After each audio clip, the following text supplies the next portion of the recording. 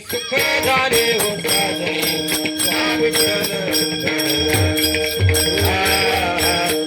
विठ्ठल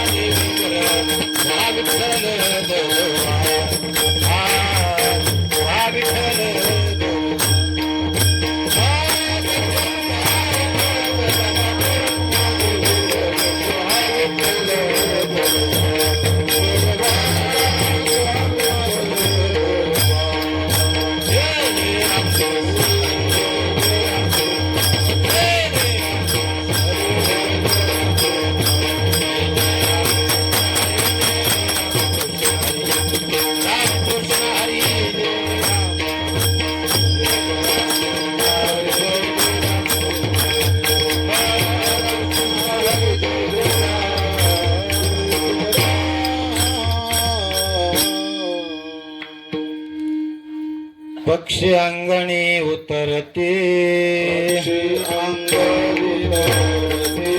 पक्षी अंगणी उतरते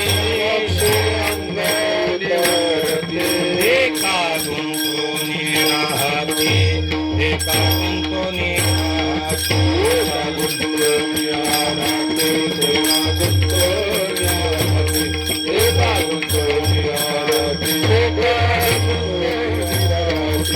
ऐसे असावे संसारी ऐसे असावे संसारी काची नाची दोरी दोरी काची नाची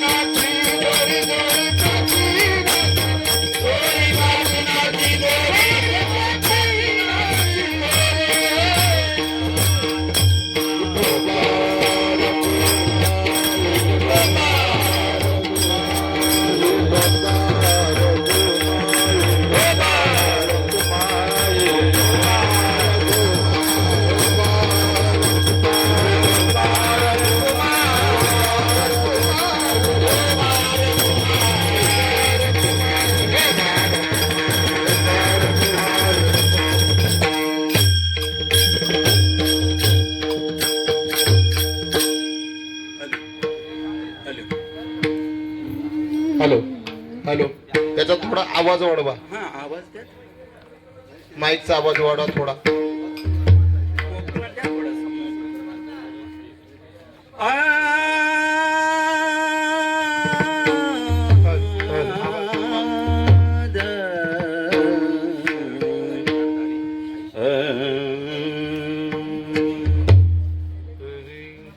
पक्षी अंगणी उतरती, पक्षी अंगणी उतरती. पक्षी अंगा उतरती, पक्षी अंगा उतरती,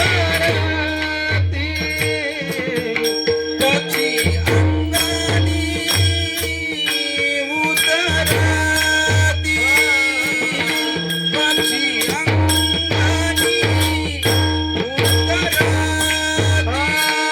पक्षी अंगणी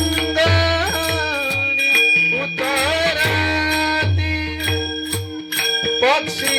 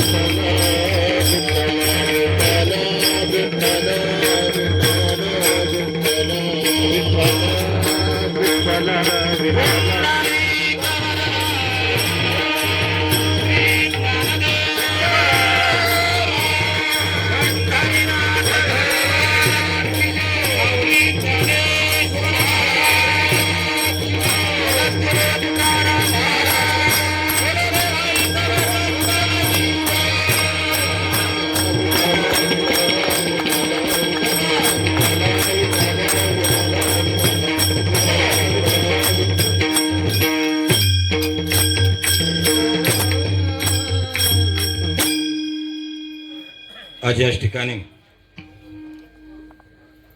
हिराबाई शंकर देसले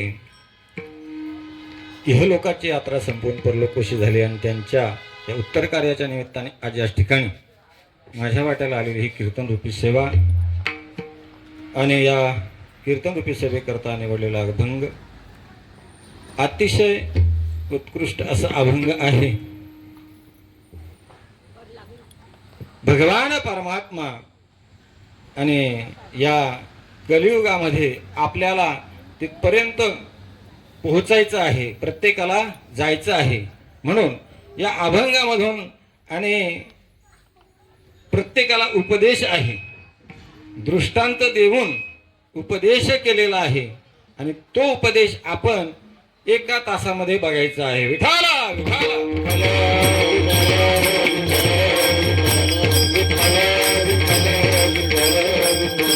पांडुरंगा करो प्रथम नमन उतरे चरण संताची उतरे चरण संताची पांडुरंगा उतरे चरण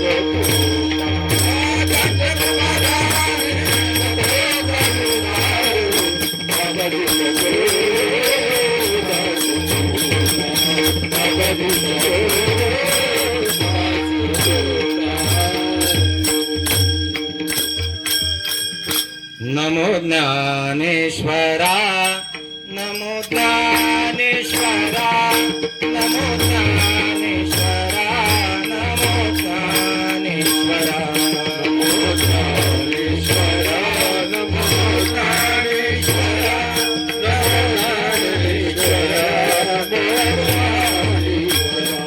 निवृत्ती उदारा सोपान देवा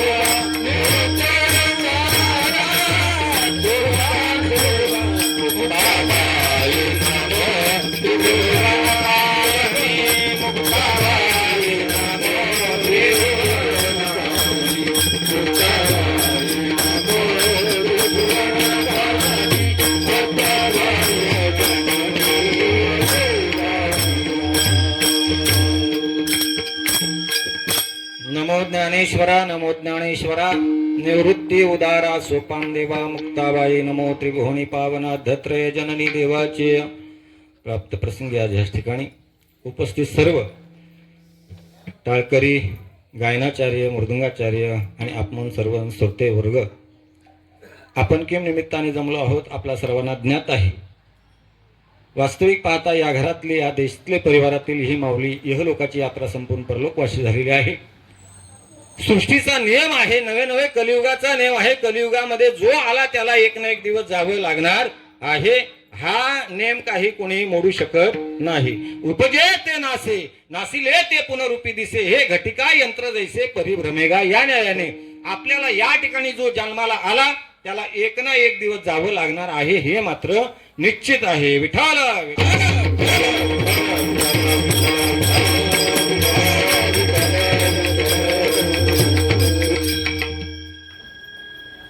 या ठिकाणी सामान्य माणसं जन्माला आली असं नाही तर मोठमोठे राजे महाराजे सुद्धा जन्माला आले, नवे नवे देव सुद्धा जन्माला आले, संत सुद्धा जन्माला आले कलियुगामध्ये. परंतु त्यांना देखील या ठिकाणी राहता आलं. येरते पामर जेवा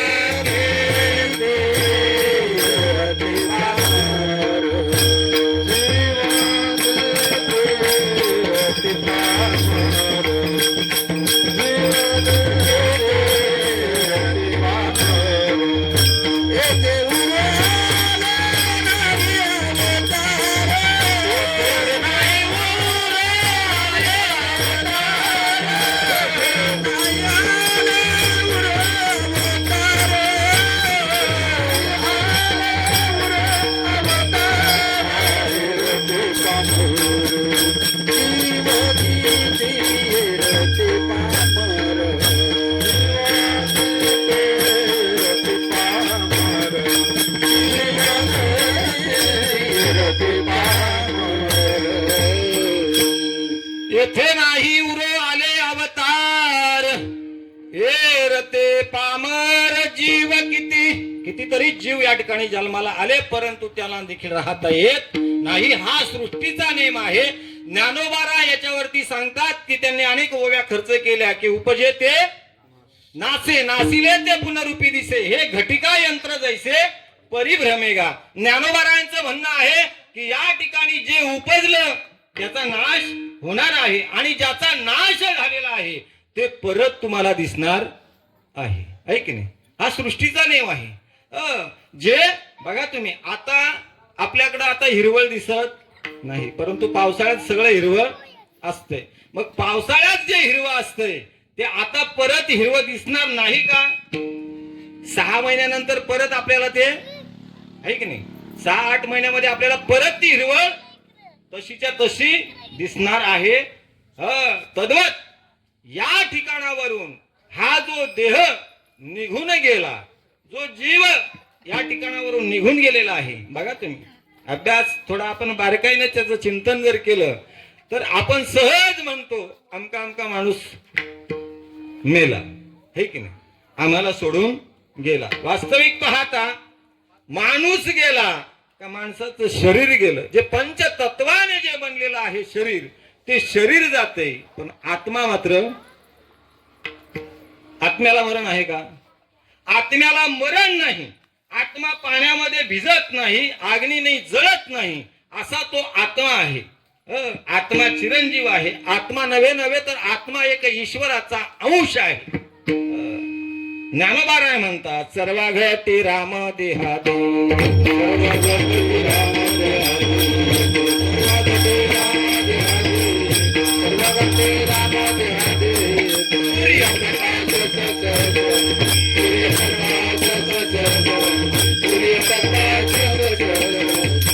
ज्ञानोबारायांनी आपल्या पुढे उदाहरण ठेवलं की 100 मडके जर तुम्ही उन्हाच्या भरामध्ये जर रस्त्यावर ठेवले पाण्याचे भरून तर त्या प्रत्येक मडक्यामध्ये तुम्हाला एक सूर्य दिसेल.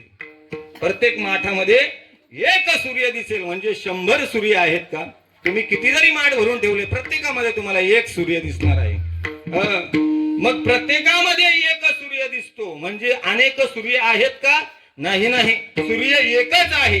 परंतु तो सूर्य एक असून त्या सूर्याची प्रतिबिंब प्रत्येक माठामध्ये आपल्याला जशी दिसून येतात त्याच पद्धतीमध्ये जरी इथं माणसं दिसायला वेगवेगळी असली, कुणी श्रीमंत असेल, कुणी गरीब असेल, कुणी काळा असेल, कुणी गोरा असेल, कशा पद्धतीत जरी असले तरी देखील त्याच्यामध्ये जो नांदणारा जो अंश आहे तो ईश्वराचा आहे. विठ्ठल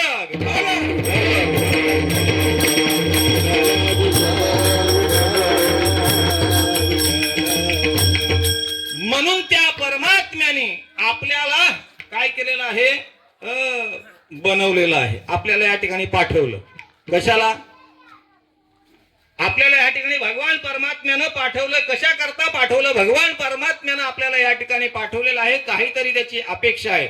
बघा तुम्ही, अनेक योनी भगवान परमात्म्याने आपल्याला या सृष्टीवरती तयार केल्या आणि सगळ्या योनी तयार केल्यानंतर भगवान परमात्म्याला काही समाधान वाटलं नाही. म्हणून भगवान परमात्म्याने ठरवलं की इतर योनी मी आतापर्यंत जेवढ्या निर्माण केल्या तेवढ्या योनीमध्ये मला कोणी आठवणारा नाही. म्हणून मला जर कोणी आठवील अशी एक योनी तयार करी. आणि भगवान परमात्म्याने एक उभी योनी केली, बाकीच्या सर्व आडव्या केल्या. बरोबर आहे. मग एकच योनी भगवान परमात्म्याने अशी केली, ती उभी योनी, म्हणजे ती मनुष्य योनी केली. आणि मनुष्य योनी उभी केल्यानंतर त्या मनुष्य योनीमध्ये त्यांनी एकच इच्छा केली. काय? की यांनी मला हात पाय कान दिले इंद्रिय हात पाय कान डोळे मुख बोलाया वचन डोळे मुख बोलाया वचन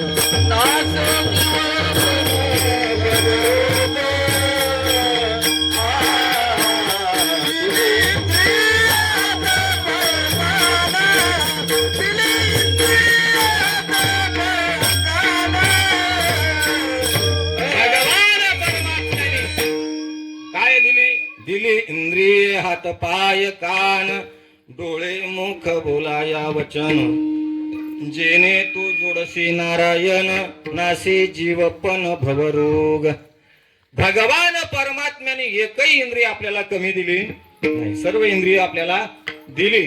पण मला सांगा, भगवान परमात्म्याने सर्व इंद्रिय आपल्याला दिल्यानंतर आपल्याकडून काहीतरी त्याच्या मोबदल्यामध्ये काही घेतलं का? भगवान परमात्म्याने अमोल किमतीचा नरदेह आपल्याला दिला. त्याच्या मोहबदल्यामध्ये भगवान परमात्म्याने आपल्याकडून काही घेतलंच नाही. परंतु भगवान परमात्म्याने मात्र एक अपेक्षा केली की बाबा रे, हा नरदेह मी निर्माण केलेला आहे, ही उभी योनी निर्माण केली, त्या उभ्या योनीमध्ये माझी एकच अपेक्षा आहे. देवे दिला देह भजना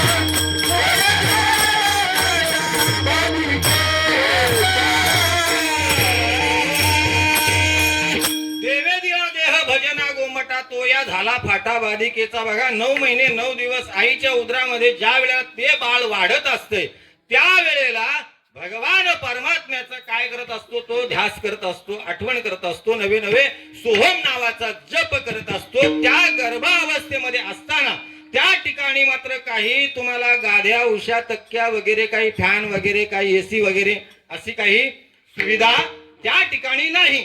परंतु अशा ठिकाणी तो राहत असतो, अशा ठिकाणी राहत असतो. त्या ठिकाणी वर्णन केलेलं आहे, हा देह नाशिवंत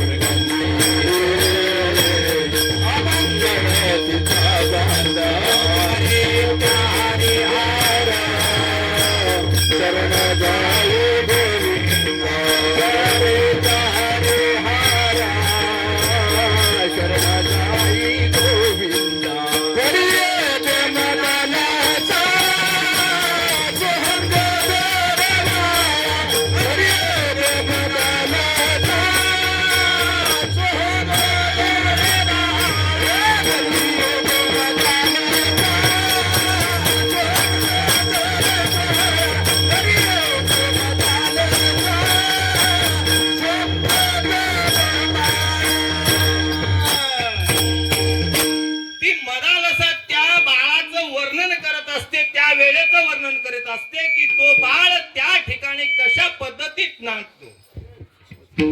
हा देह नाशिवंत मळमुतराचा बांधा वरी रे चर्म घातले कुर्म कीटकाचा सांदा रव रव दुर्गंधी रे अमंगळतेचा बांधा स्मरे त्या हरिहारा शरण जाई गोविंदा वरील दे मदालसा सोहम जो जो रे बाळा. त्या वेळेला 9 महिने 9 दिवस आईच्या उदरामध्ये असताना त्या ठिकाणी त्याला मात्र त्या ठिकाणी अतिशय त्रास होत असतो. बघा तुम्ही, यदा कदाचित चुकून जर आईनं जर तिखट खाल्लं तर लहान मुलाला त्या बाळाला त्या गर्भावरती काय होते, चटके बसतात. आलं का लक्षात तुमच्या.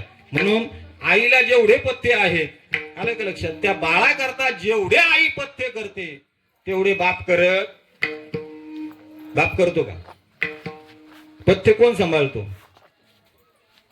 जन्माला मुलगा येण्याच्या अगोदर पासून जे पथ्य सांभाळते ती कोण, आई. आलं का लक्षात. म्हणून एक सुविचार आहे, आईसारखी दैवत नाही. जगाच्या पाठीवरती जर एकमेव दैवत असेल तर ती आई आणि नंतर बाप आहे. चला आपल्याला नंतर मी बोलणारच आहे. आपला विषय असा आहे की त्या गर्भावस्थेमध्ये असताना त्या ठिकाणी त्या बाळाला काही सुविधा नसताना त्या ठिकाणी एकच भगवान परमात्म्याची तो आराधना करत असतो. तो भगवान परमात्म्याला एकच सांगतो विनंती करून, देवा बस या मला गर्भवासातून आता एकदा तू काय कर तर मोकळं कर. त्यावेळेला मात्र भगवान परमात्म्याने वचन घेतलं, तुला मी या गर्भवासातून अतिशय सुखरूपपणे बाहेर काढीन, परंतु तू मला वचन दे. काय तर तू बाहेर निघाल्यानंतर मला आठवशील ना. आठवीन पाय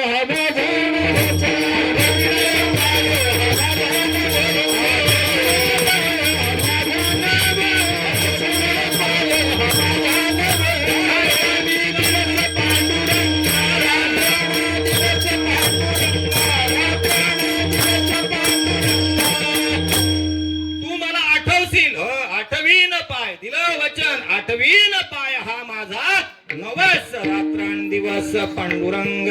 भगवान परमात्म्याला वचन दिलं आणि मग भगवान परमात्म्याने 9 महिने 9 दिवस झाल्यानंतर सुखरूपपणे बाहेर काढलेला आहे.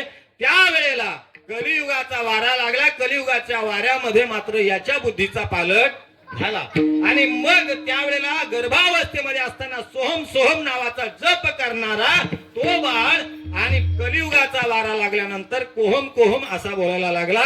ज्या वेळेला आपल्याला त्या मुलाचा आवाज येतोय रडण्याचा, काय केव्हा केव्हा केव्हा केव्हा असं रडतोय. आपण म्हणतो काय मुलाचा आवाज आहे, काय मुलाचा आवाज आहे, नाही का. त्या ठिकाणी सुईन म्हाताऱ्या असतात, त्या बोलतात काय मुलाचा आवाज आहे, परंतु तो मुलाचा आवाज आहे तो रडण्याचा नाही, देवाचा आणि त्याचा संवाद चालू आहे की मी तुला सुखरूप बाहेर काढलं या गर्भवासातून.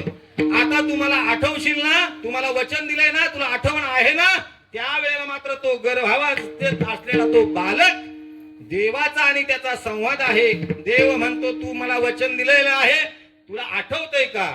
त्यावेळेला तो बाळ त्या देवाला म्हणतोय केव्हा केव्हा मी तुला असं वचन केव्हा दिलंय. तगाई त्या दिवसापासून देवाशी बेमानी केली तर आजपर्यंत बेमानीच चालू आहे. विठाला विठाला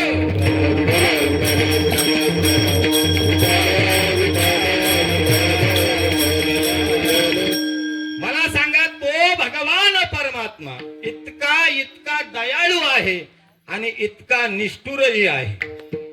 आता जर तुम्ही जर त्याला जर दगा देता, तुम्ही जर त्याला फसवू शकता. ब्रह्मांडाचा धनी वर्म हे जाणून, अरे तो ब्रह्मांडाचा धनी आहे, त्याला जर आपण फसवू शकतो, मला सांगा तो काय करू शकत नाही. तो काय करू शकत नाही. त्याच्या मनात आलं तर एका रात्रीत पूर्ण या सृष्टीचं उलटा पालट करू शकतो, परंतु त्याच्या मनात तो आणत नाही तोपर्यंत ठीक आहे. मग त्याच्या जर मनात आलं, तू आज त्याला फसवलंस, परंतु त्याच्या हातात आहे पांडुरंगा पांडुरंगा मी पतंग तुझ्या हाती लागा. पांडुरंगा पांडुरंगा मी पतंग तुझ्या हाती लागा. पांडुरंगा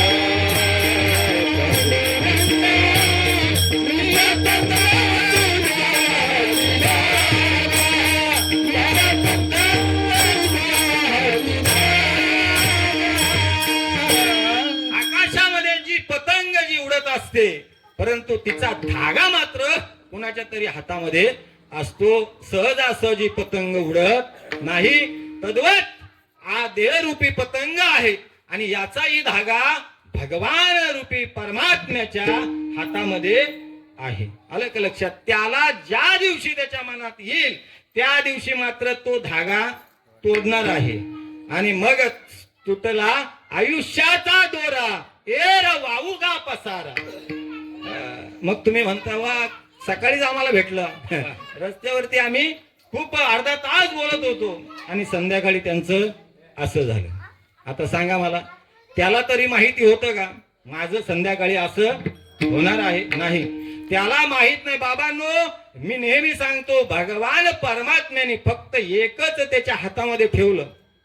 आता तुम्ही जन्माची तारीख सर्वजण आपण सांगू शकतो आहे की नाही, आपला जन्म कुठल्या दिवशी झाला, परंतु मरणाची तारीख कुणाला माहिती आहे? यात हात वरती केला तर बरं होईल, म्हणजे आम्हालाही माहिती होईल, आम्ही सुट्टी घेऊ आहे की नाही.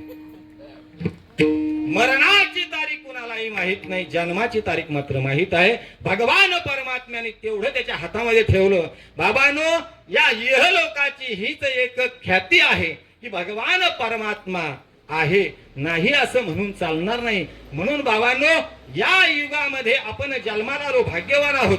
नवे नवे या युगामध्ये कुणालाही जन्म मिळत नाही. भरत खंडे धरदेह प्राप्ती हे तो परम भाग्याची संपत्ती. भरत खंडामध्ये आपला जन्म झाला हे आपण भाग्यवान आहोत, नाही का? इथं अमेरिकेच्या देशामध्ये वगैरे कुठं बाहेर देशामध्ये झाला असता तर मात्र आपल्याला पंढरपूरचा पांडुरंग बघायला मिळाला नसता.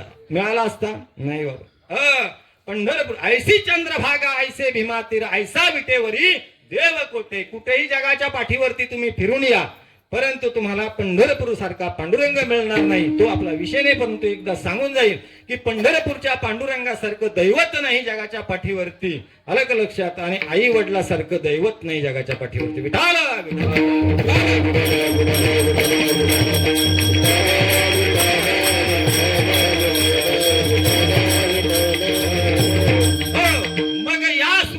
या कलियुगामध्ये आपला जन्म झाला. जन्म झाल्यानंतर मग आता काय करावं महाराज? ठीक आहे, तुम्ही म्हणता की आम्ही इथून जाणार आहे. हो, जावंच लागणार आहे. जाणार आहे हे शंका काढूच नका, जावंच लागणार आहे हे निश्चित आहे. परंतु जाताना आपल्याला काहीतरी करावं अशी प्रत्येकाला, अरे नवे नवे तर देवानं तुमच्याकडे इच्छा करावी. ज्या भगवान परमात्म्यानं त्याला काहीच कमी नाही. देवाला काही कमी आहे का? सांगा मला.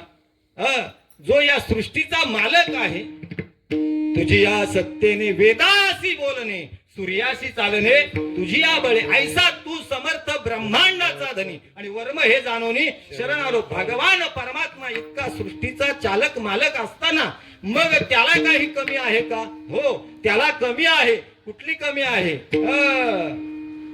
त्याला एकच कमी आहे. देवाला काय कमी आहे? देव भावाचा भुकेला खाची दुष्काळ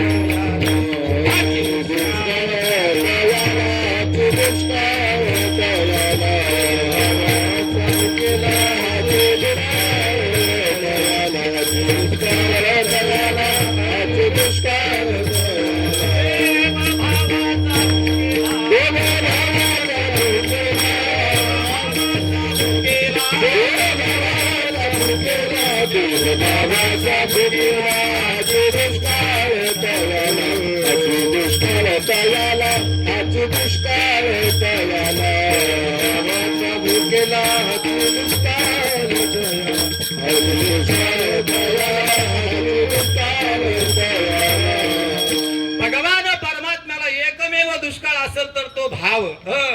भावे गावे गीत शुद्ध करून या चित्त तुझ भावा आहे देव तरी हा सुलभ उपाव. भावे विन भक्ती, भक्ती विन मुक्ती, बळे विन शक्ती बोलू नये. अनेक प्रमाणावर आपल्याला पाहता येईल की भगवान परमात्म्याला फक्त तुमचा काय पाहिजे, काय पाहिजे? नावडे. तुकोबाराय म्हणतात की नावडे वैकुंठ शेषाचे शयन. अरे ते संत त्यांना सर्व समृद्धी भगवान परमात्मा सगळं देत होता. देव म्हणतात, संत म्हणतात ते आम्हाला मान्यच नाही, कारण हे देवालाही आवडत नाही आणि संतालाही या गोष्टी आवडल्या नाही. आलं का लक्षात? त्याच्यामध्ये समाधान नाही संताला देखील आणि देवाला देखील.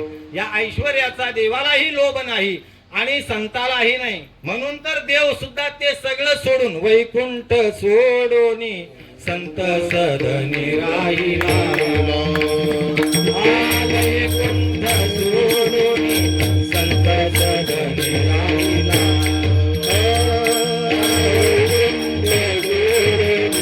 संत सदनी राहिला. वैकुंठ सोडून संत सदनी राहिला. या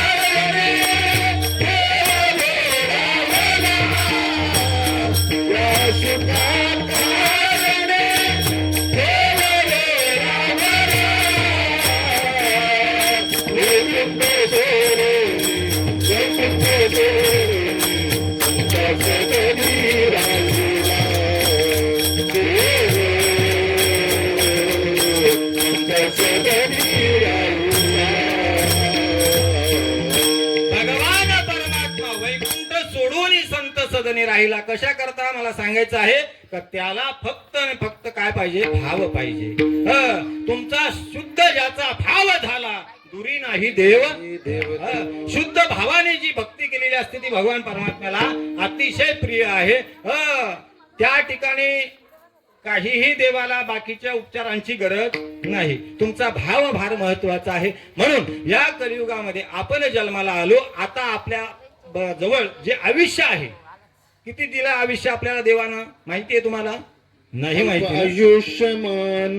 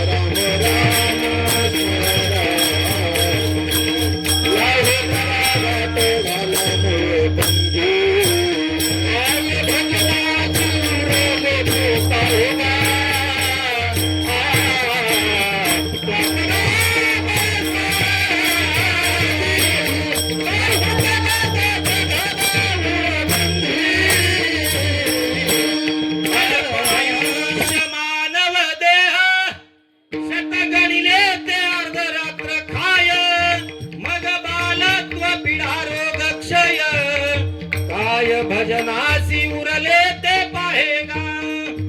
काय भजनाला उरलेला आहे?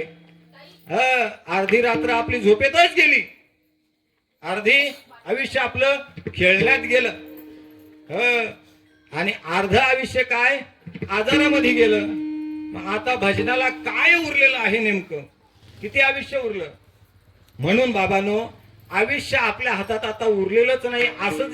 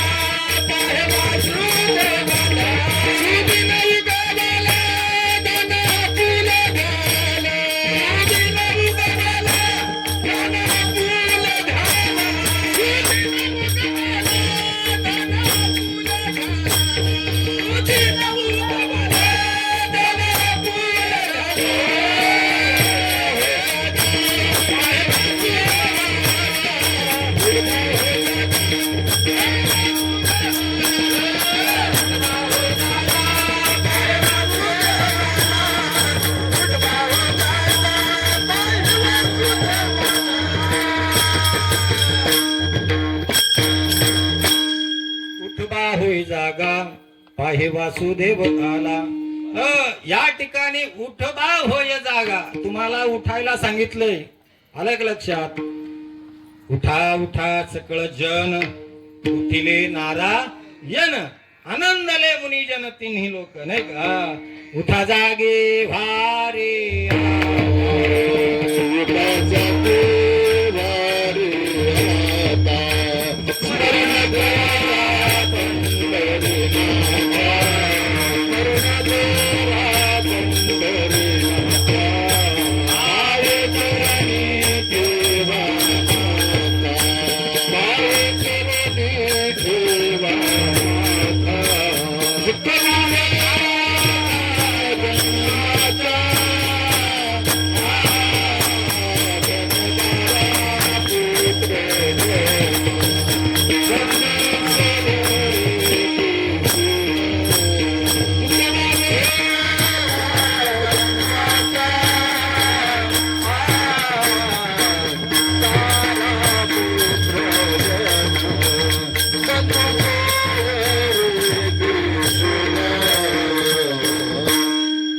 जागे भारे. आता स्मरण करा पंढरीनाथा, भावी चरणी ठेवा माथा, चुकवा व्यथा जन्माच्या.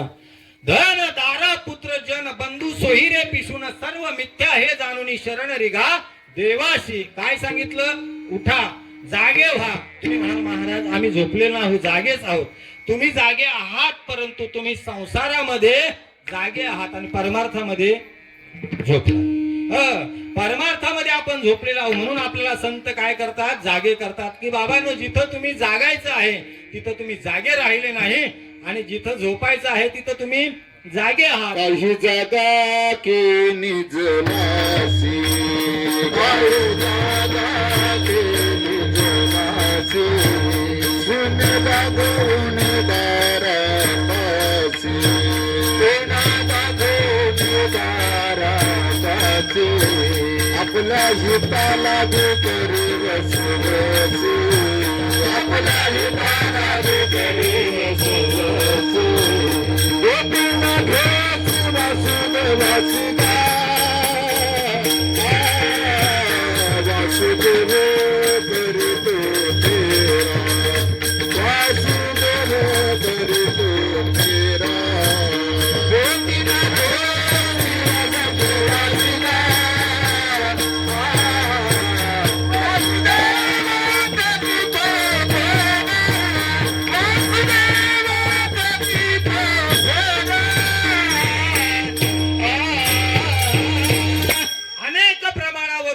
त्याच ठिकाणी आपल्याला पाहता येतंय की जेणेकरून बाबा रे, या ठिकाणी भगवान परमात्म्याशिवाय अन्य काही आपल्याला साधन नाही. भगवान परमात्म्यापर्यंत आपल्याला जायचं आहे.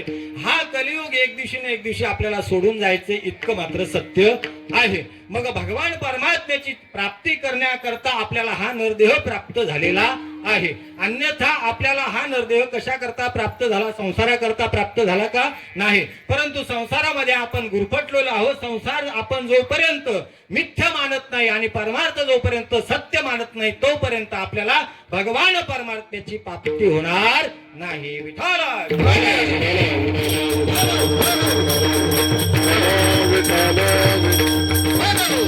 मग तुम्ही म्हणाल महाराज, मग संसार त्यागावा का? नाही नाही, संसार त्याग करून काही चालणार नाही. काही माणसं अशी, माझे मित्र आहेत काही, आले का लक्षात? माझे मित्र आहेत, रोज माझ्या जोडीला असतात, आलं का लक्षात? तरी मी त्यांना सांगत असतो की बाबा बस झालं, आता आता माळ घाला, नामस्मरण करत जा, हरिपाठ वाचा, एकादशी उपवास करा. या सगळ्या गोष्टी आता केल्या पाहिजेत. आता आयुष्य आपल्या हातात नाही बाबा, हे सर्व केलं पाहिजे. ही साधनं आहेत भगवान परमात्म्यापर्यंत जाण्याची, आणि ह्या कलियुगातून एक दिवशी आपल्याला जावं लागणार आहे. मृत्यूच्या चव्हाड्यामध्ये आपण एक दिवशी पडणार आहोत. सगळे आपण वशानापर्यंत जातो. आतापर्यंत आपण कितीतरी जणांना पोहोचवले आहे की नाही? एक पाहत असे एकाची दहने सावध त्या गुन्हे कान व्हावा मारा हाक देवा भय अट्टहासे जव काळ आयशे दुरी ठेला. जोपर्यंत काळ दुरी आहे तोपर्यंत त्याचा अट्टहास आपण केला पाहिजे. नाहीतर बाबा आपण सुद्धा काय होऊ इतरांच्या सारखं आपलंही होणार आहे. म्हणून बघा तुम्ही मशान वैराग्य आपल्याला येते जोपर्यंत आपण कुठे स्मशान वाटेला एक प्रेत घेऊन चाललेला असतो. प्रेत मशानापर्यंत पोहोचेपर्यंत आणि मग त्या प्रेतावरती जे आडवा असते कैलासवासी त्याच्याबद्दल बाकीच्या लोकांची चर्चा चालू असते. चांगला होता पण काय इतकं त्यांनी धन कमवलं, मुळबाला शिकवली, चांगली उद्योगाला लावली, खूप 2-2, 3-3 घरं बांधली, खूप इस्टेट कमवली, परंतु बघा ना आणि ती काहीच त्याच्या सोबत नाही. रिकाय हाती चालला तो, काहीच त्याच्या सोबत नाही. हे कोण म्हणतंय? कोण म्हणतंय? किरडीवरती आहे तो म्हणतो का? नाही नाही, किरडीच्या पाठीमागे चालणारे लोक म्हणतात. काय बाबा काय माणूस होता, खूप मेहनत केली, खूप कष्ट केले. कोण विचार करतो? कोणाची चर्चा आहे? पाठीमागे चालणाऱ्यांची. स्मशानात गेले, अग्निदहन झाला, परत रिटर्न आले. रिटर्न येता येता काही नाही, परत ये रे माझ्या, परत यांची चुलबुल सुरू झाली. तो म्हणतो मला इकडे जायचंय, तो म्हणतो मला तिकडे जायचंय, तो म्हणतो मला हे काम करायचंय. म्हणजे ही वैराग्य कुठपर्यंत होत? स्मशानात. काय वैराग्य? असं वाटतंय की बाबा आता हे स्मशानात चाललेत त्या प्रेताला पोहोचवायला, आता ते परत काही घरी येणार नाही, हेही आता कुठेतरी जाऊन संन्यासच घेतात, अशी चर्चा वाटते.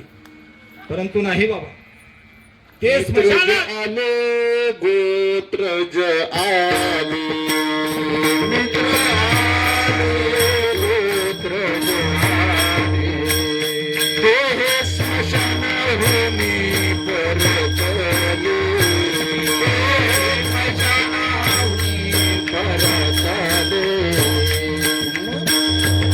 जे अग्नी सवेटा गेले, मग अग्नी सवेटा गेले, जे स्मशानी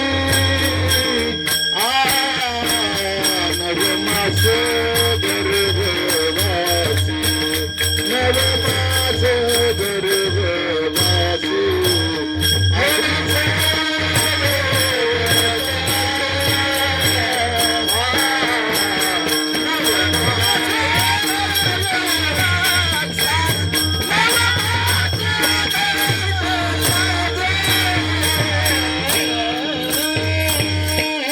माणसाला माहिती आहे, माणसाला सुद्धा या संसाराचा कंटाळा येतो. नव्या माणसाला हे अनुभव आहे की मी एक दिवशी जाणार आहे, हेही त्याला कळतंय. संसार वाईट आहे हेही त्याला कळतंय, पण सुटत नाही हेही त्याला कळतंय. है की नाही? गंमत आहे मोठी संसाराची. संसार सर्वांना माहित आहे की वाईट आहे, याच्यामध्ये आपल्याला काही मिळणार नाही. शेवटाला आपल्याला एक ना एक दिवशी जावंच लागणार आहे आणि आपल्या सोबत कोणी काही देणार नाही. तरी देखील आजपर्यंत संसार कुणाला सुटला नाही. बघा तुम्ही, एक आजीबाई होती, संसाराला कंटाळली, खूप मेहनत केली, खूप काय, परंतु संसाराच्या काचाला कंटाळली आणि तिने विचार केला की बस झाला, आता जीवच द्यायचा. निघाली.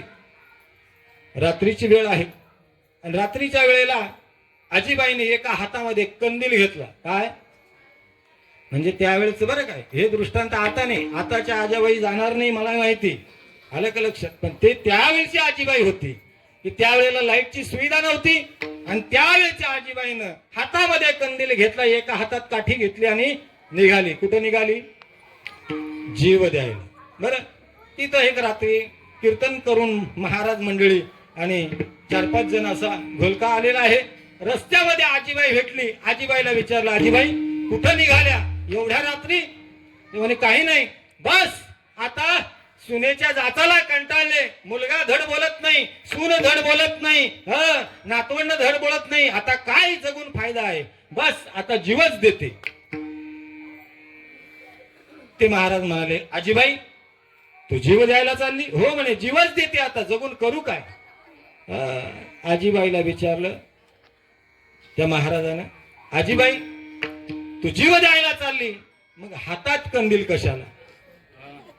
त्यावेळेला आजीबाई म्हणते, काही नाही, अंधारी रात्र आहे, इचू काट्याचं भ्या वाटतंय म्हणून कंदील घेतला. आणि मग काठी कशाला? म्हणे काही नाही, इचू काटा दिसला तर त्याला हाणायला. विठाला विठाला.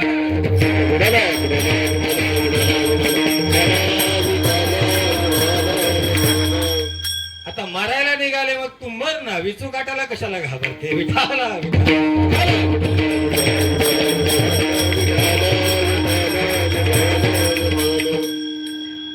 वैतागून माणूस सहज म्हणतो, देव मला नेत नाही का? एखाद्याला पेशंटला आपण बघायला गेलो ना, तर तो पेशंट असा हात जोडतो, कधी मला देव नेतोय. अरे मग तू हॉस्पिटल मध्ये कशाला येतोय? तू मुलांना सांगतो मला हॉस्पिटलला न्या, मला हॉस्पिटलला न्या, आणि तिथं बघायला आलेल्या लोकांना सांगतो मला देव कधी नेणार? तुला देव कधी हॉस्पिटल मध्ये देव येत नाही. आलं का लक्षात? हॉस्पिटल मध्ये देव येत नाही. मग त्याला माहिती आहे का हॉस्पिटल मध्ये मला न्या म्हणजे मी काही मरणार नाही. परंतु बोलताना असा बोलतो की वैराग्य आले त्याला, की आता त्याला जावं असं वाटतंय. बाबांनो, इतकं सोपं नाही. हा देह सोडणं इतकं सोपं नाही. हा देह ज्या वेळेला सुटायचा असतो ना, सोडायचा असतो ना, त्यावेळेला शास्त्र सांगते की हजारो विंचवाच्या वेदना त्यावेळेला या देहाला होत असतात. किती? हजारो विंचवाच्या. आता एक विंचू चावला असेल कोणाला तर अनुभव असेल की एका विंचवाच्या वेदना किती आहेत. मग हजारो विंचू ज्या वेळेला चावतात अशा वेदना त्यावेळेला होत असतात. म्हणून बाबांनो, हा नरदेह जितका मिळाला आहे तितका तो सोडायलाही कठीण आहे, नाही का? म्हणून जाणंही कठीण आहे, येणंही कठीण आहे बाबांनो. परंतु ज्यामध्ये आपण भाग्यवान आहोत की आपण मनुष्य देहाला आलो, आणि म्हणून बाबांनो या ठिकाणी आपल्याला उपदेश करतात की बाबा रे, अभंगाचं प्रथम चरण आहे कसं राहावं संसारामध्ये.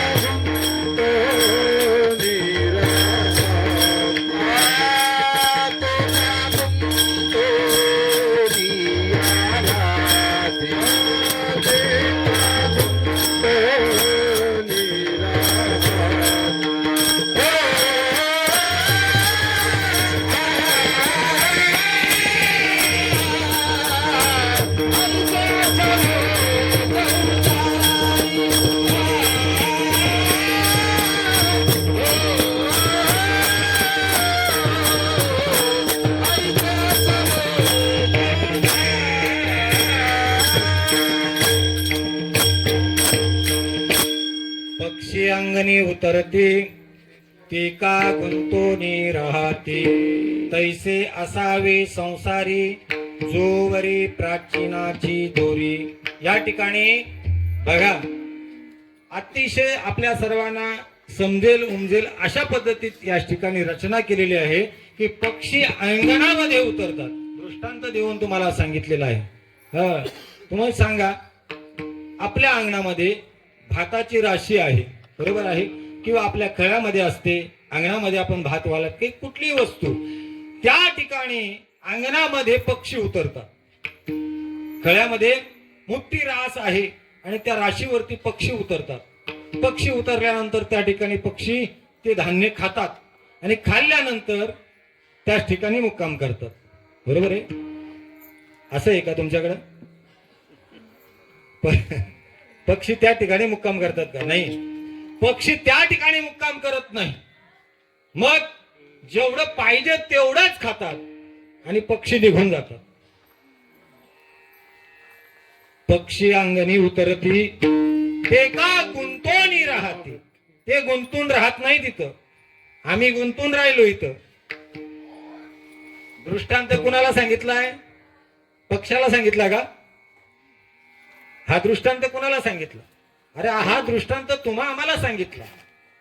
पक्षी अंगणी उतरती ते का गुंतोनी राहते. तुम्हा आम्हाला हा दृष्टांत सांगितला की आम्ही अंगणामध्ये जसा पक्षी येतोय फक्त त्याच्या पोटापुरतं खातोय आणि उडून जातोय, त्याच पद्धतीत आम्ही या कलियुगामध्ये जन्माला आलो. आम्हाला संसार हा एक काय दिलेला आहे? संसार आम्हाला या ठिकाणी कशा करता दिला? परमार्थ करण्याकरता. आम्ही त्याचा वापर वेगळ्या दृष्टीने केला. बघा तुम्ही, मी नेहमी सांगतो, ज्या वेळेला आपण एखादी गाडी घेतो आणि ती गाडी आपण गाडीमध्ये बसतो, गाडी घेऊन आपण कुठपर्यंत जातो? वाशिंदपर्यंत जातो. आता वाशिंदला गेल्यानंतर मला सांगा, तुम्ही त्या गाडीवरतीच बसून राहतो का? ते साधन आहे, गाडी हे साधन आहे. तिथपर्यंत गेल्यानंतर आपलं जे काही कार्य आहे ते आपण काम करत असतो आणि आपण परत गाडीने निघून येतो. मग आता साधन कुठपर्यंत? त्या ठिकाणापर्यंत पोहोचेपर्यंत ते साधन आहे. संसार हे साधन आहे आणि या संसारातलं साध्य जे आहे ते परमार्थ आहे. विठाल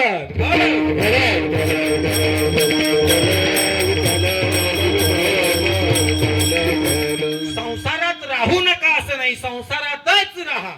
परंतु संसार हे साध्य आहे भगवान परमात्म्याची प्राप्ती करण्याकरता, देवाची प्राप्ती करण्याकरता हे साधन दिलं आपल्याला.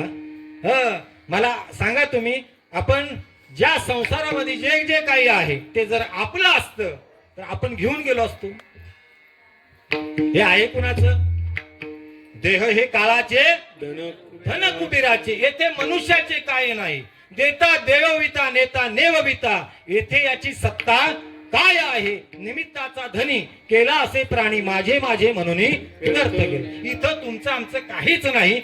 आम्ही फक्त काय सातबाऱ्यावरती आहेत. आम्ही फक्त नावं आपली सातबाऱ्यावरती आहेत, पण सातबारा आपला तसा बघायला गेला तर कोराच आहे. आलं का लक्षात? बघा तुम्ही, ज्या वेळेला भगवान परमात्मे, मी त्या दिवशी सांगून गेलो दृष्टांत, की ज्या वेळेला आपण बाजाराला जातो, आपण सर्वजण, आता ही म्हशाच्या बाजाराला जाणारी मंडळी आहेत. तुम्ही जाता की नाही मला माहिती नाही. आपण वारकरी सहसा म्हशाच्या बाजाराला नाही जात, नाही का? आपण कुठे जातो? यात्रेला जातो, जत्रेला नाही. म्हशाची ही काय आहे? जत्रा आहे. आणि आळंदी पंढरपूरची यात्रा आहे. आपण यात्रेला जातो, काही लोक जत्रेला जातात. प्रत्येकाचा जिथे तिथे भाव वेगवेगळा आहे. परंतु मला सांगा, आता ज्या वेळेला बाजाराला गेला, एकानं घरीच सांगून गेला म्हशाच्या बाजाराला चाललोय म्हणून, परंतु आता बऱ्याच वेळा मी जाऊन आलो म्हशाच्या बाजाराला, परंतु तिथं आता मला बाकीचं काहीच आणायचं नाही. फक्त मला काय आणायचंय? घोडा आणायचा. काय? घोडा आणायचा. विचार केला, गेला म्हशाच्या बाजारामध्ये, उतरल्यानंतर त्या ठिकाणी पहिलं दुकान लागलं. कशाचं? खोगीराचं. पहिलं दुकान खोगीराचं लागलं. खोगीराचं दुकान लागल्यानंतर त्याने बघितलं घोडा घ्यायचा आहे वा. मग आता काय केलं पाहिजे? पहिले खोगीर घेतलंच पाहिजे. घोडा जर घ्यायचा त्याला खोगीर पाहिजे, म्हणून ते खोगीर घेतलं. पुढे गेल्यानंतर त्याला तोबऱ्याचं दुकान लागलं. तोबरा म्हणजे आपल्या भाषेमध्ये त्याला घमेला म्हणतात. काय म्हणतात घोड्याच्या खुराकाचं जी वस्तू असते भांड असते त्याला तोबरा म्हणतात आपण त्याला घमेलाच म्हणू मग ते दुकान लागल्यानंतर त्याने विचार केला आता घोडा जर घेतला तर त्या घोड्याला खुराक घालावा लागणार आहे मग ते कशात घालायचं म्हणून आपल्याला ती वस्तू घेतली पाहिजे म्हणून त्याने तेही वस्तू घेतली पुढे गेल्यानंतर त्याला लगामीचं दुकान दिसलं लगामीचं दुकान दिसलं ते म्हणे घोडा घेतला आणि तो घोडा जर आपल्याला आवरला नाही लगाम मजबूत पाहिजे म्हणून त्यानं त्या दुकानदार सांगितलं बाबा लगाम मजबूत दे लगाम घेतली पुढे गेला आता घोड्याचा बाजार लागला त्याला घोड्याच्या बाजारामध्ये फिरला आणि एक घोडा पसंत आल्यानंतर त्याला सांगितलं बाबा हा घोडा मला पसंत आहे मग घोड्याची किंमत सांग त्यानं घोड्याची किंमत सांगितली आणि मग घोड्याची किंमत सांगितल्यानंतर त्याने खिशात हात घातला कोणी जो घोडा खरेदी करायला गेला होता त्यानं खिशात हात घातला परंतु यानं उतरल्यानंतर ह्या बाकीच्या गोष्टी खरेदी केल्या त्याच्यामध्ये त्याचे पैसे खर्च झाले घोड्यापर्यंत गेला पैसे संपून गेले घोडा पसंत आला पण करता काय पैसे खिशातले संपले आता घोडा कशाने खरेदी करणार गेला होता कशा करता घोडा खरेदी करण्याकरता परंतु अगोदरच पैसे संपून बसला मला सांगा आलो आपण कशा करता आता याच्यातला आध्यात्मिक भाग काय आहे आलो आपण कशा करता आपण भगवान परमात्म्याच्या प्राप्ती करता या ठिकाणी आलो आयुष्य रूपी पैसे आपल्या भगवान परमात्म्याने आपल्या खिशात टाकले आयुष्य रूपी पैसे भगवान परमात्म्याने आपल्या खिशामध्ये टाकले आणि ते पैसे घेऊन आपण या संसारामध्ये आजपर्यंत राहिलो आयुष्य रूपी पैसे आपण एक एक दिवस ते पैसे आपण काय आयुष्याच्या साधने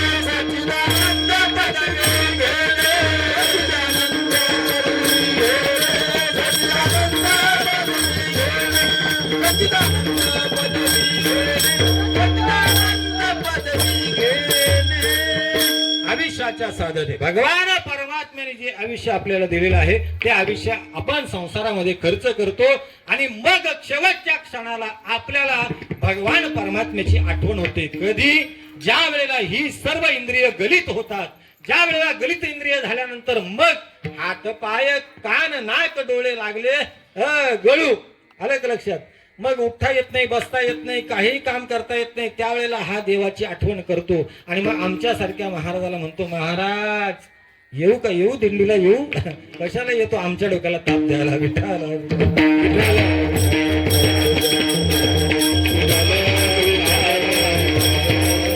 अरे तुला धड चालताही येईना धड तुला बोलता येईना धड तुला टाळी वाजवता येईना मग तू दिंडीला कशाला नुसता भाकरी खायला येऊच नको का जोपर्यंत तुला हे सगळं सिद्ध होत जोवरी सकळ सिद्ध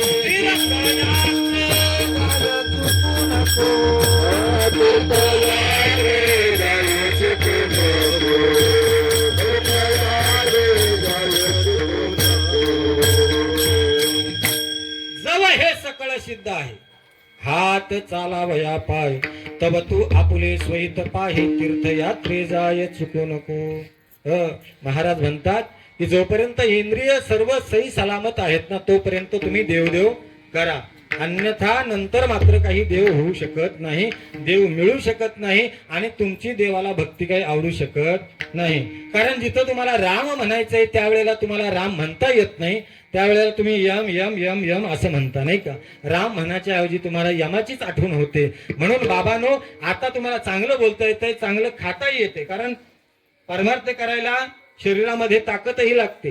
हा, मग जर चांगलं जर खाता आलं तरच तुम्हाला ताकदही राहणार आहे. म्हणून बाबांनो, ज्या वेळेला तुमचं हे सर्व इंद्रिय स्वच्छ आहेत तेव्हा तुम्ही काय करा, परमार्थ करा. म्हणून बाबांनो, लागून या पाया विनवितो तुम्हाला, करी टाळी बोला मुखी नाम, विठ्ठल विठ्ठल म्हणा वेळोवेळा, तो हा सुख सोळा स्वर्गी नाही. स्वर्गामध्ये तो सुख सोळा नाही. असे कीर्तन भजन काही स्वर्गात नाही. स्वर्गामध्ये काय आहे, आता तुम्ही जे पिकवलं, आता पावसाळ्यामध्ये जे धान्य पिकवलं, बरोबर आहे, ते आता आपण किती 8 महिने खाणार आहोत, बरोबर आहे का नाही? वर्षभर 8 महिने आपण ते धान्य खाणार आहोत. परंतु तसंच स्वर्गामध्ये आहे. इथं जे तुम्ही परमार्थ कमवणार आहात, इथं परमार्थ रूपी धान्य जे कमवणार आहात, ते स्वर्गामध्ये बसून आराम के साथ खा. आलं का लक्षात? स्वर्गामध्ये तिथं तुम्हाला कष्ट करावे लागणार नाही. म्हणून पण स्वर्गामध्ये मात्र भजन कीर्तन नाही, बरं का. स्वर्गामध्ये जे तुम्ही इथून परमार्थ कमवला तो स्वर्गामध्ये खाता येतो, पण ते स्वर्गामध्ये भजन कीर्तन नाही. म्हणून भजन कीर्तनाला इथे येत जा. आलं का लक्षात? आणि आल्यानंतर टाळी वाजवत जा आणि माळा घाला. आलं का लक्षात? का तर स्वर्गामध्ये हा आनंद नाही. स्वर्गीचे अमर इच्छिताती देवा,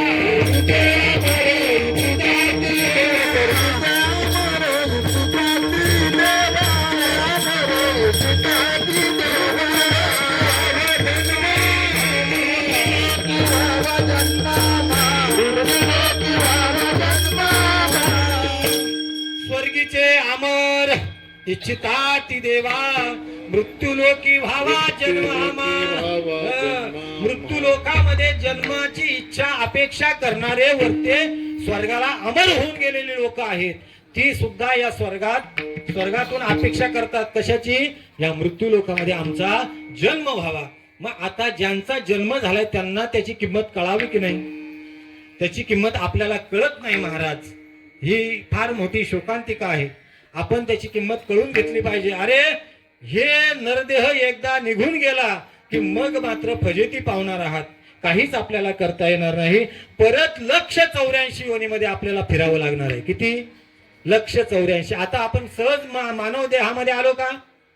184 फेरे फिर कर, 184 फेरे फिर कर, सुंदर नर तनु पाया कमल मुख, राम भजन गोरिया, राम भजन गोरिया कमल मुख, राम भजन गोरिया, राम भजन गोरिया कमल मुख, राम भजन गोरिया, राम भजन गोरिया कमल मुख, राम भजन गोरिया. खाया पिया सुख से सोया, नाहक जमाना खोया कमल मुख, राम भजन को दिया कमल मुख, राम भजन को दिया. भगवान परमात्म्याने दिलेला हा जो नरदेह आहे, या नरदेहाची आपल्याला ओळख झाली नाही. आणि ओळख नसल्यामुळे आपल्या हातातून चुका घडतात. आलं का लक्षात? म्हणून एकदा सर्वांनी जर विचार केला का आपण एक ना एक दिवशी इथून जाणार आहोत. आतापर्यंत जे गेले ते काही परत आले नाही. आपणही गेल्यानंतर परत येऊ शकत नाही. 184 योनीमध्ये जर आपल्याला परत जायचं असेल तर आपण नाही नको त्या पद्धतीत जर वागलो तर आपण 184 योनीच्या फेऱ्यामध्ये आपण पडल्याशिवाय राहणार नाही.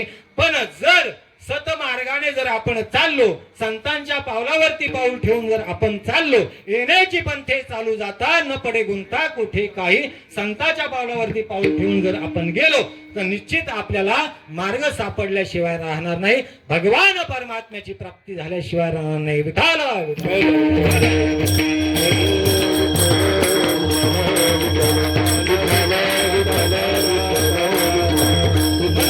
अशा पद्धतीत वागा तुम्ही. अभंगाचं दुसरं चरण. तैसे आसवे संसारी, तैसे आसवे संसारी,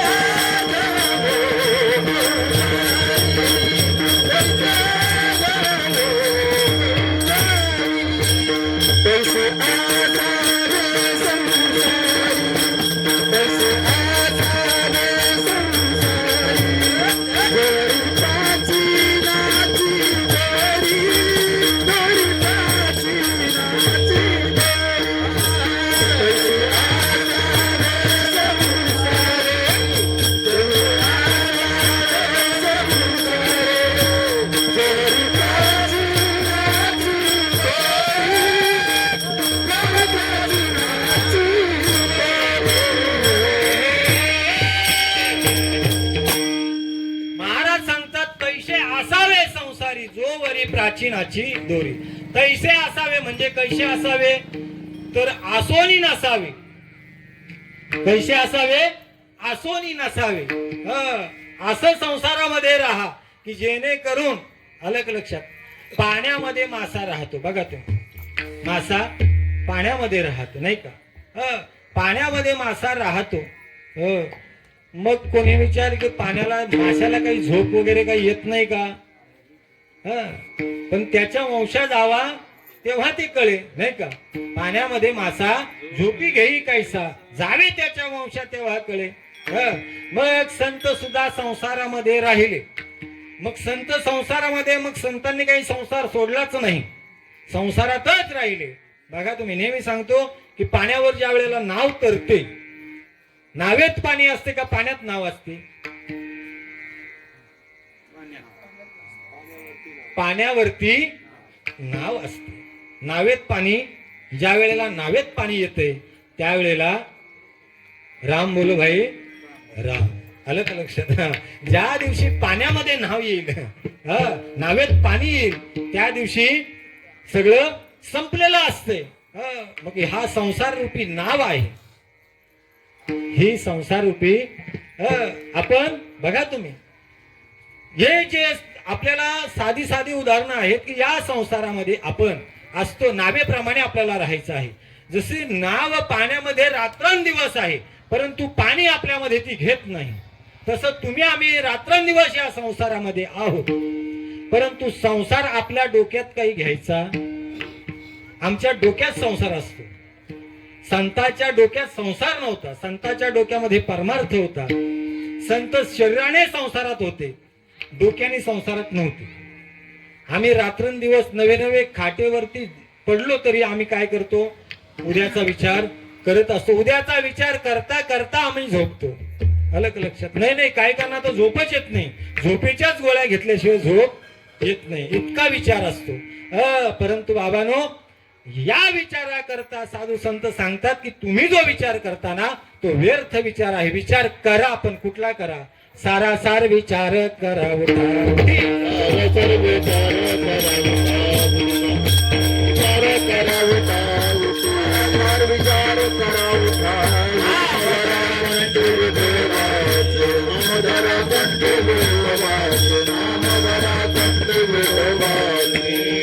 सारासार विचार करा उठा उठी नाम धरा कंठी विठोबाचे. असे विठोबाच्या नामाचा विचार केला तर निश्चित आपण मोक्षापर्यंत गेल्याशिवाय राहणार नाही.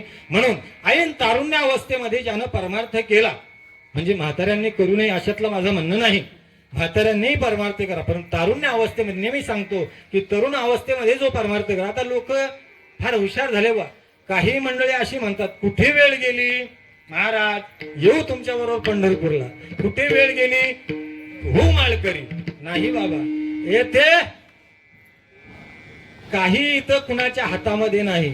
क्या जीवन की पकडी आस, हातों में नहीं लिया तेरा घास. तुम्ही सांगा जो घास तुम्ही घेतलेला आहे हातामध्ये तो तोंडामध्ये जाईलच याची शाश्वती नाही. असे अनेक उदाहरणं आहेत. चहा पिता पिता लोक मेले हो. चहा पिता पिता काय म्हणावं, जेवणाचं ताट वाढलेलं आहे आणि पत्नी उठवायला गेली, बघते तर मरून गेलेली. म्हणजे अशी उदाहरणं काही आहेत. मला सांगायचं काय आहे की बाबा हे आयुष्य आपल्या हातात नाही, कधी ती दोरी तुटेल हे सांगू शकत नाही. म्हणून तुम्ही म्हणाल की आम्ही आता नंतर परमार्थ करू, नंतर नाही, आता. आता साधू संतांनी काय सांगितलं की आता उठा जागे व्हारे, आता शब्द टाकला. आता, उद्या नाही, परवा नाही, आता हा शब्द आहे, हा तातडीचा शब्द आहे. तातडी कशा करावी, तातडी परमार्थाचे.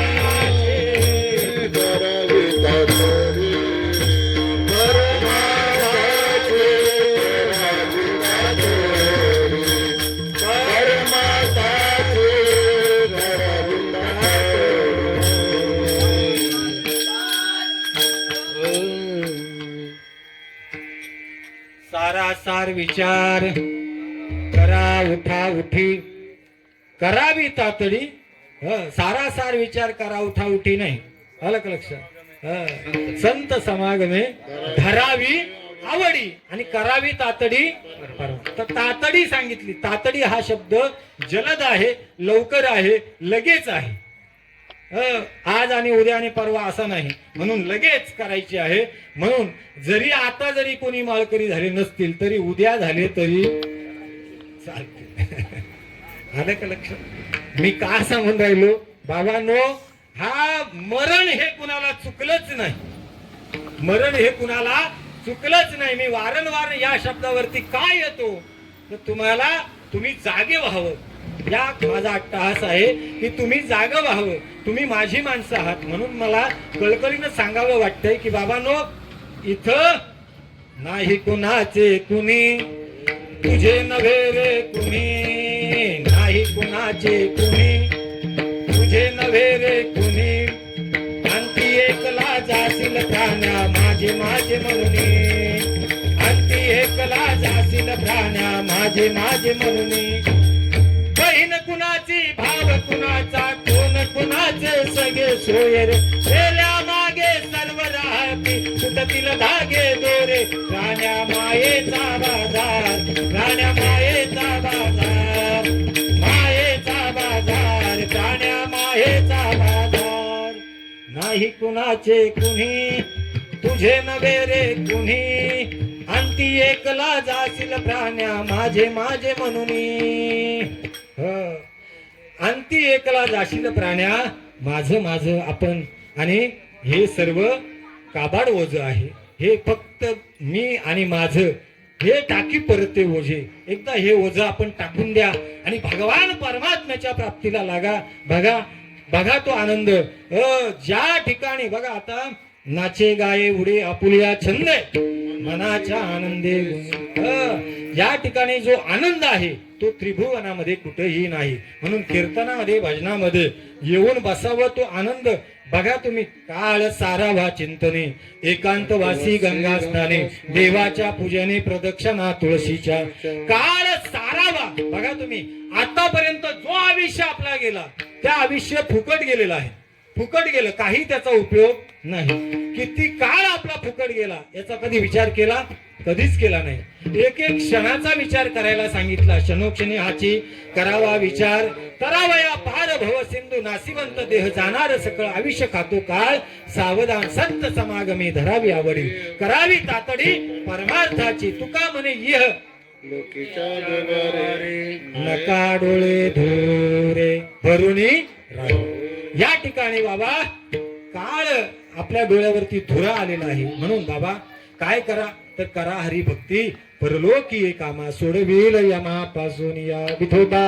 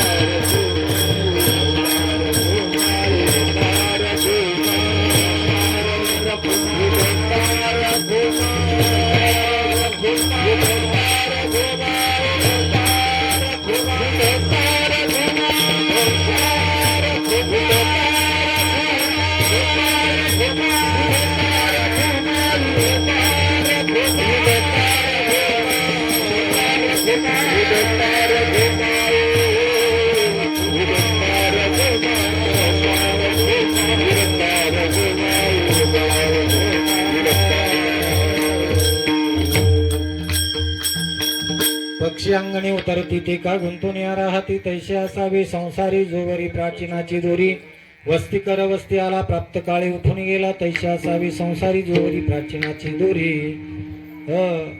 या ठिकाणी धावत्या ओघात का होईना परंतु अभंगाचा यथामती यथावकाश मंडळीला लांब जायचं आहे. आलं का लक्षात? हे माझ्याही लक्षात आलेलं आहे. नाहीतर बाकीची आमची ही सर्व या ठिकाणाची घरचीच मंडळी आहे. त्यामुळे पहाटेचे 5 वाजले असते तरी हरकत नव्हती. आलं का लक्षात? तशी आमची मंडळी हुशार आहेत. कुणीही उठण्याचा प्रयत्न केला नसता मलाही माहिती आहे आणि मलाही लांब जायचं नाही. आलं का लक्षात? मी वाशिंच्या आणि दागावच्या हद्दीवरतीच आहे. त्यामुळं मलाही काही प्रॉब्लेम नाही. आलं का लक्षात? म्हणून परंतु ह्या मंडळीला खूप लांब जायचं आहे. असो तेव्हा पक्षी अंगणी उतरती ते का गुंतोनी राहती तैसे असावे संसारी जोवरी प्राचीनाची दोरी वस्ती कर वस्ती आला प्राप्त काळी उठून गेला तैसे असावे संसारी जोवरी प्राचीनाची दोरी. या ठिकाणी धावत्या ओघात भावार्थ सांगितला जरी असला तरी एक विषय असा आहे की ह्या ठिकाणी संतांनी सांगितलंय, महाराजांनी सांगितलं अभंगाच्या शेवटच्या चरणामध्ये की जेणेकरून बाबा रे जो अनन्य भावाने भगवान परमात्म्याला जो शरण जातो त्याच्या जन्म मरणाचं दुःख निवारण होत असते. आलं का लक्षात? कारण सर्वात मोठं जे दुःख आहे ते जन्माचं आहे आणि मृत्यूचं आहे. सर्वात मोठं दुःख. म्हणून हे दुःख जर तुम्हाला घालवायचं आहे तर अनन्य भावाने तुम्ही जा, शरण जा. आणि म्हणून अनन्य भावाने शरण गेल्यानंतर तुमचं जन्म आणि मरणाचं दुःख निवारण होईल. एकदम मोठ्या प्रेमाने. आता मी तुम्हाला कधी त्रास दिला नाही आहे की नाही? कीर्तनाला आल्यानंतर महाराज म्हणत असतात टाळी वाजवा टाळी वाजवा, परंतु आम्ही इतके हुशार असतो आम्ही काही वाजवत नाही. आलं का लक्षात? नका वाजू, परंतु आता वाजवल्याशिवाय काही पर्याय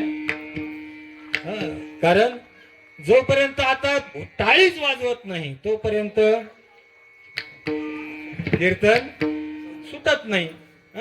कारण आताच नेम लागून आता नेम नवीन काढलेला आहे बरं का महाराज. जोपर्यंत समोरची मंडळी टाळी वाजवत नाही तोपर्यंत कीर्तनकाराने कीर्तन काही आटपायचं म्हणजे असा आता नेम चालू झालाय बरं का. तेव्हा तुम्ही विचार करा टाळी वाजवायची की नाही वाजवायची. ज्ञानेश्वर माऊली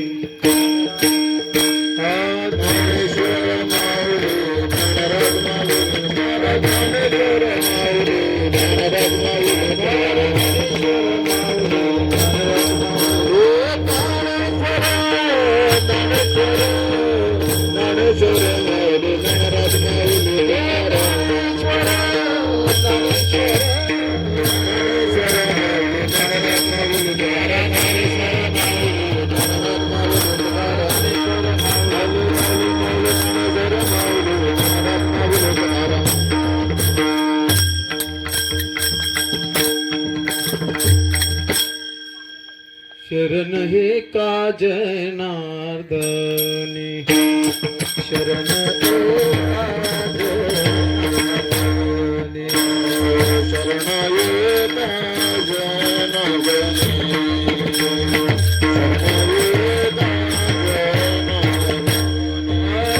ऐसे असता भय कवना ऐसे असता भय कवना कैसे आसावे संसार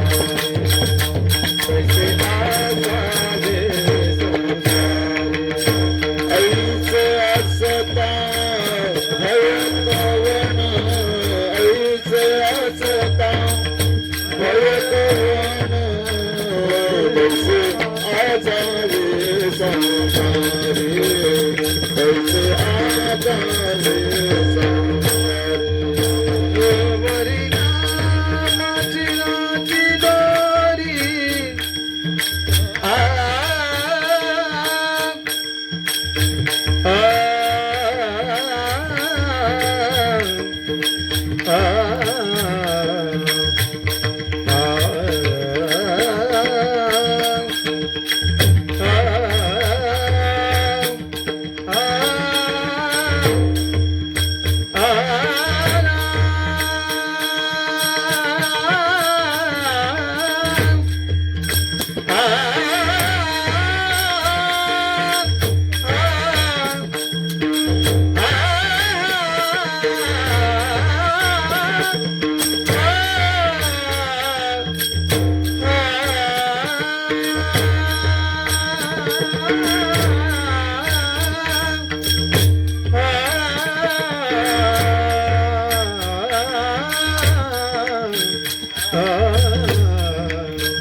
जोवरी प्राचीनाची दोरी जोवरी प्राचीनाची दोरी जोवरी जोवरी प्राचीनाची दोरी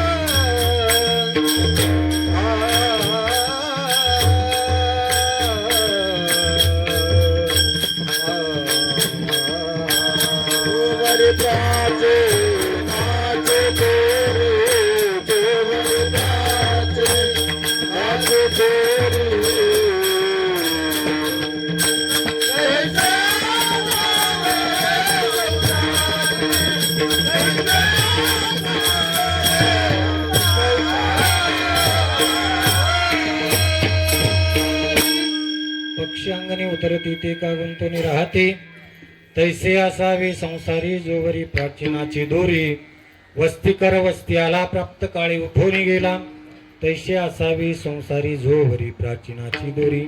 वस्ती कर वस्ती आला प्राप्त काळी उठून गेला, म्हणजेच जेणेकरून वस्तीला आलेला पाहुणा सकाळी उठून परत आपल्या गावाला जात असतो, तसं तुम्ही आम्ही पाहुणे आहोत.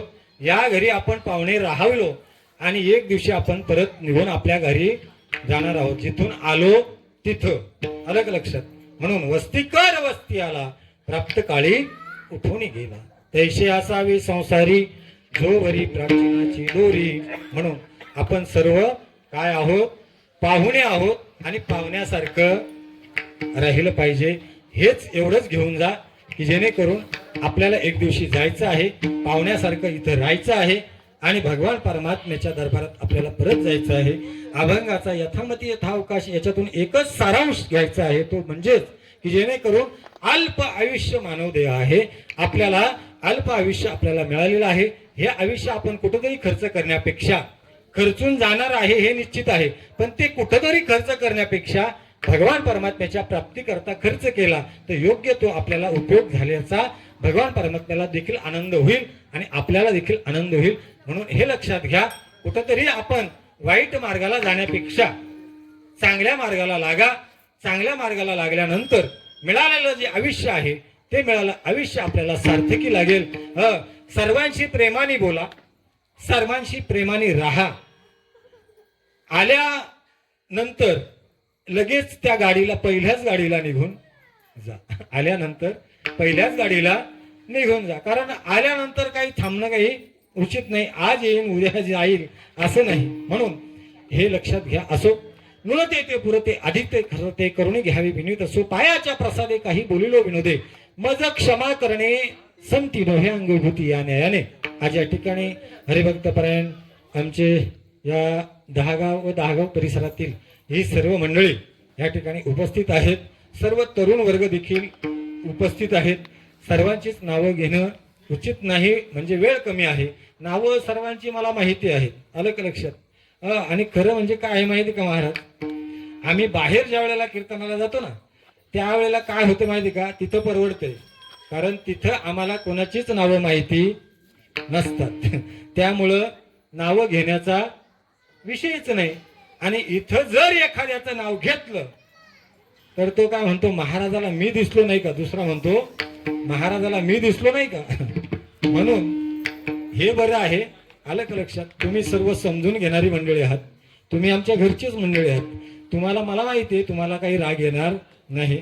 जरी कुणाचंही नाव घेतलं नाही तरी देखील सर्वांचंच नाव घेतलं, देवाचं नाव घेतलं, त्याच्यामध्ये तुमची सर्वांचीच नावं आली. आलं का लक्षात? असं गृहीत धरून, आणि खास करून मला वाटतं आमच्या यशवंत महाराज असतील, गजानन महाराज असतील आमचे, आणि बलराम महाराज असतील, आमचे सर असतील, मला नाव नाही सांगता येणार, परंतु ही सर्व गुणवान मंडळी आहेत. आणि आमचे मृदुंगाचार्य यांना फोन केला, ते सुद्धा हजर राहिले.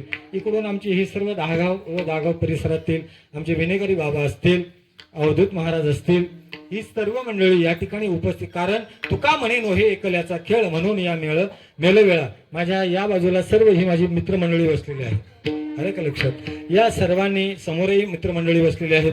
आपणा सर्वांचं नाम उल्लेख न करताना मी आपणा सर्वांचं आभार मानतो आणि कार्यक्रमाला याच ठिकाणी सेवेला पूर्णविराम देतो. आणि आजच्या सेवेमधून पांडुरंग परमात्म्याला एकच विनंती करू की आमच्या या दागाव व दागाव परिसरातून, देसले परिवारातून हिराबाई शंकर देसले इहलोकाची यात्रा संपून तुझ्यापर्यंत आलेले आहेत, त्यांना सदगती प्राप्ती व्हावी.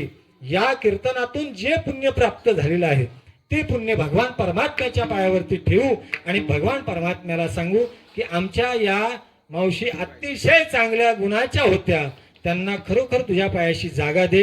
हीच ईश्वरा तुझ्याकडे आम्ही मागणी मागतो. विठ्ठल जय जय